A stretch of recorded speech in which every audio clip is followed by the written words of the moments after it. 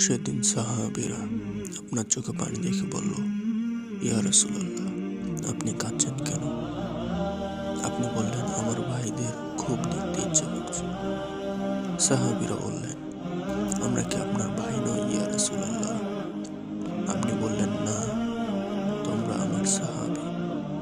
আমার ভাই হলো তারা যারা আমার পরে আসবে এবং কখনো আমাকে না দেখেও তারা আমাকে বিশ্বাস করবে। মৃত্যুশয্যায় শুয়ে আপনার অন্তরে এই চিন্তা ছিল যে আমাদের পরিণতি কি হবে। ইয়া উম্মতি বলতে বলতে আপনি আপনার রবের নিকট ফিরে গিয়েছেন। আজ আমরা আপনার উম্মতের অংশ। বিশ্বজুড়ে আপাত দৃষ্টিতে আমরা হচ্ছি সবচেয়ে অপদস্থ, নিরুপায়, পরাজিত, লাঞ্ছিত।